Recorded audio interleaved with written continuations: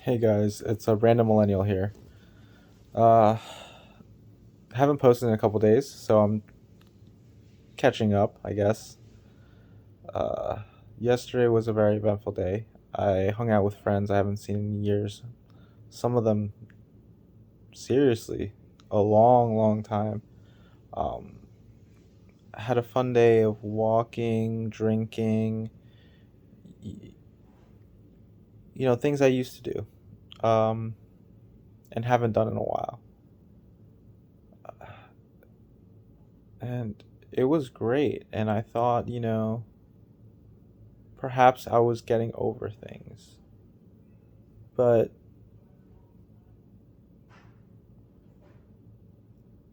a few hours into, you know, us walking around, my back started hurting. For the most part, I didn't really make a fuss about it. I didn't really mention it even because I didn't want to drag the overall, mood, enthusiasm, whatever you want to call it, down. Um, but by the time I got home around 2, it was it was very painful. I got to sleep around 2:30 and woke up around 6 around 6, and I thought everything was okay until I got off the bed and my back just was like, no, no, you need time to rest. After all that walking, you need time to rest. And many of you know, I mean, I herniated my back, uh 2019. Did therapy, did cortisone shot, whatever I could. And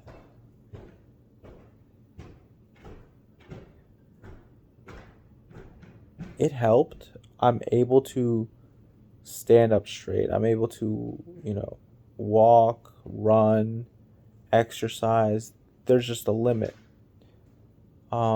And I have to always be careful of my back from now on, right? More so.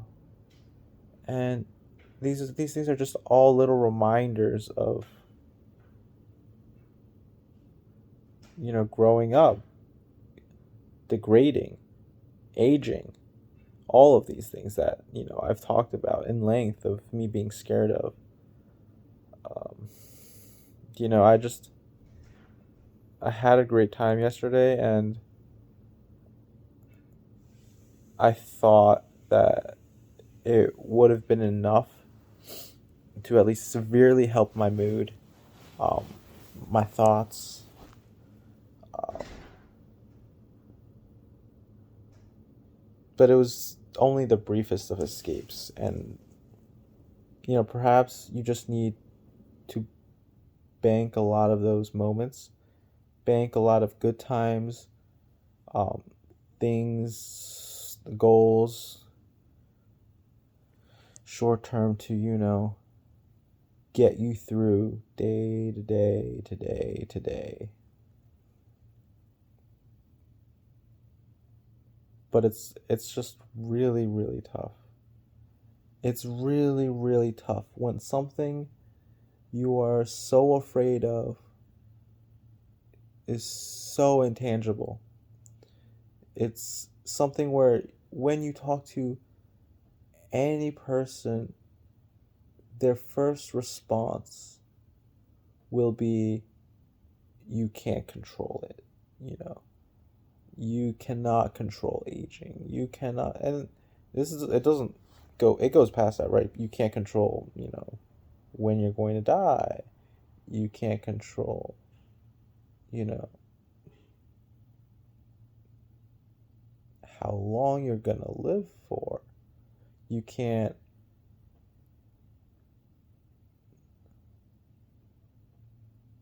it's just, mm, it goes on and on. And, every day my thoughts allow me to piece together some new tidbit, some new revelation. The newest one being, this is on brand. I am a millennial. One of the better action movies in my generation would be The Matrix. Now, definitely spoilers. In The Matrix, the population is essentially, living in a virtual reality that is different from the actual reality. And they live and die, go about their lives in this virtual reality.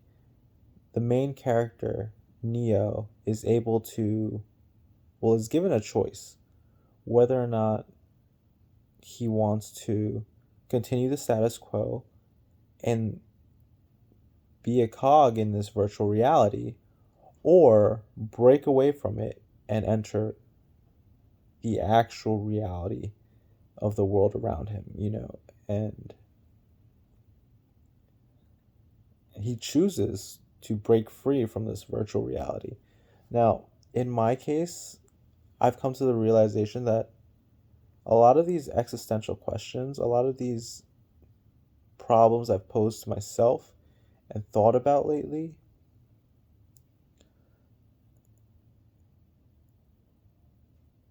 the answers I've arrived at are essentially the answers that have pulled back the veil of what I've known to be true. And I'm unable to close it. Once open, I'm unable to close it. I have a feeling where, I've chosen to leave this virtual reality, to leave what I've known growing up, because I have this new understanding, this new perspective, but everything around me is still the same. It is not a new reality. And, I can explain.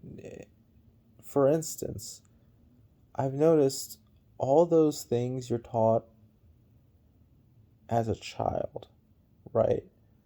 Um, let's say, like, be a good person, do good deeds, and they're given examples. Don't do bad things, naughty list, nice list, Santa Claus, um, the God, the devil, gods, or whichever religion you believe in. Um, you know, Killing people is bad. Um, all of these, there's so many to go by. All those sayings, the generic sayings, and all of it, they all came about because they served a purpose. And they would only. Oh, let me step back a little. So,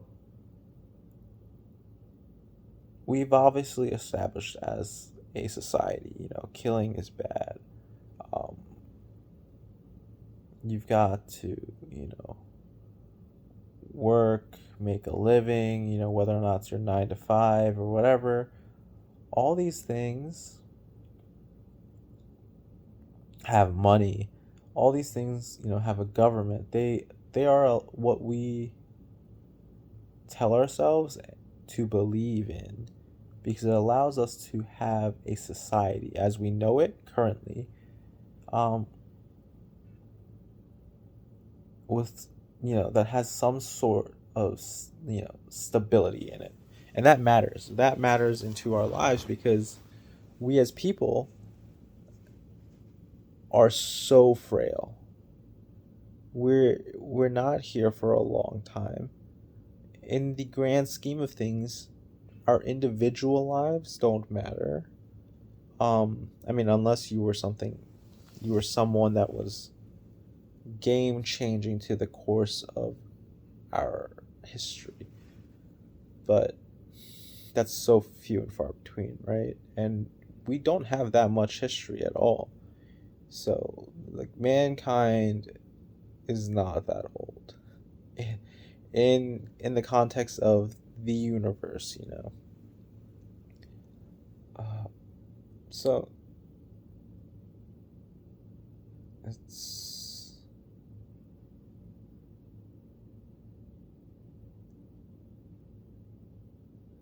it's weird. We do all these things. We tell our kids, you know, we ingrain them. It's essentially brainwashing.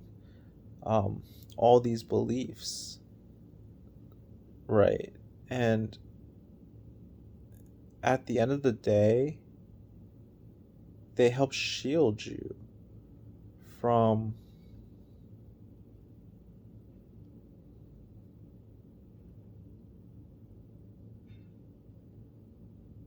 the really dark truth that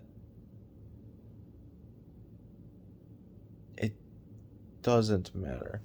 Your any individual person's life, the only meaning it'll have is to themselves and those immediately around them that they'll affect.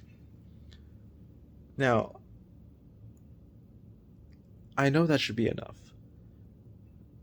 right? I know people will say, you live in the moment, you control what you can control, um, you do your best, you know, take it a day at a time.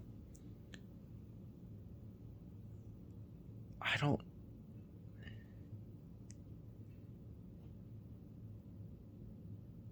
I don't know if I can believe that. If I can take I know it. I know these things and I know they are coping mechanisms to help people. But they don't help me because I know that it's just me tricking myself, right? I'm like that's what I mean when I say I've pulled back the veil on these generic statements, these things that we've been taught to believe in as kids. You know, I feel like I'm an outsider looking in. I'm the only one not part of this like special group who is able to live their lives believing in what they believe in and not question it because honestly, why would you? These are questions you question and it opens up the can of worms and the one of the worst case scenarios is you end up like me where you start pondering these existential questions nonstop.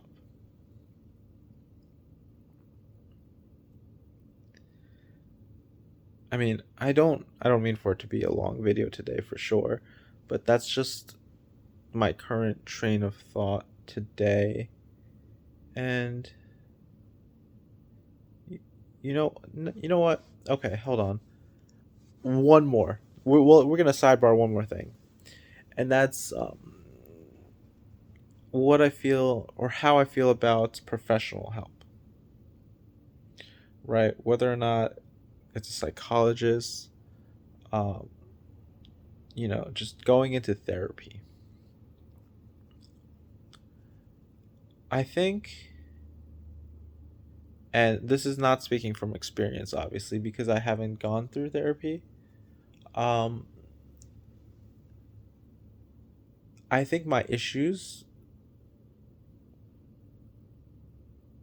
just from what I know or my beliefs about therapy, there's it's threefold. One, I do not believe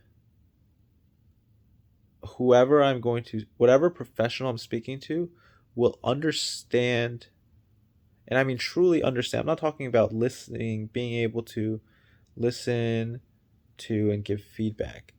I'm talking about truly understand my perspective and what I'm going through without having gone through it themselves. That's number one. And I don't think I would want, obviously, I don't want anyone to go through what I'm going through. I don't want anyone preferably to have depression, right? But if whatever professional I'm speaking with has not had depression or has not thought about the things I've thought about,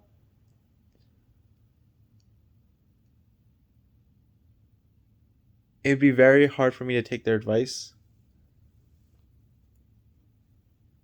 seriously because they wouldn't understand, right? They would be whatever advice they give me would I would in my mind just think of it as whatever they were taught in school, these techniques that might have helped other people, like this collection of, methods that have helped people with depression as the overarching like umbrella of issues.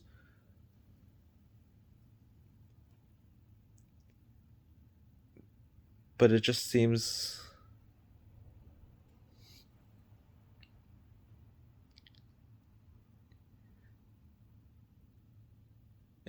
hard to take their advice on anything because of that. The second issue is the fact that, and I'm not throwing shade at, you know, um, mental health professionals of any kind that deal with, depression. Uh, this is not throwing shade. This is not me saying anything bad, but these are my beliefs. Um, and this one specifically pertains to the fact that at the end of the day, they're performing a service. It is their job to listen, possibly diagnose, possibly prescribe, um, to help you. But once it becomes an obligation because they're taking your money to perform the service, or your health insurance's money, or once it's a job, there's an equivalent exchange there. It just, in my mind, it seems very disingenuous. I'm not blaming them. I'm not blaming the system, right? Because I understand that's how that works.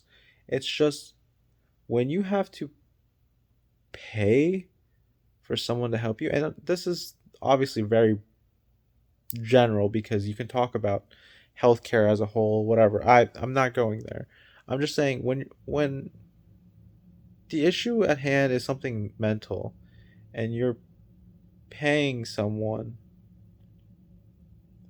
to help you, you can't help but be in your thoughts and think, well, they're just doing this to get their paycheck, right? It seems very disingenuous. Um, and they might very well be like, they might very well want what's best for you, but it just doesn't, like, your mind isn't able to get around that fact, right? And then that stems that issue by itself stems to the third issue, which is, sure, there is affordable mental health professionals out there, 100%, but it's not inexpensive. um, the society we live in, rightly or wrongly so, ascribes value to skill, um, and to various other factors. But if you are paying more for something, right?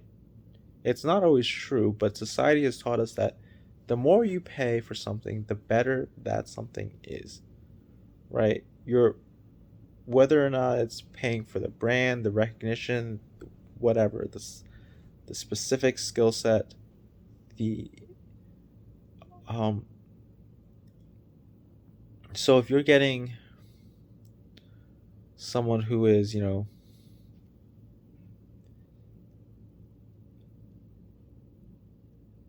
in network for whatever healthcare plan you have, versus someone who is clearly not, who is charging, you know, hundreds, maybe thousands of dollars an hour, there's most likely a difference between the two. Um, and you just can't help but think one is better than the other. May or may not be true. They may or may not both be able to help you. But it's just, that's how my mind processes these things, because that's how it was taught, how we're all taught, right? And no movie star. There's plenty of movie stars, famous people who go through pretty public depression and they go through therapy.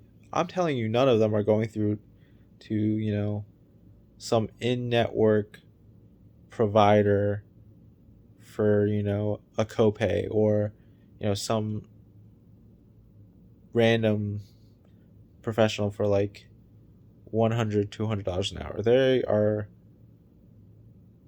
being serviced by the big names in the industry that has serviced people like them before.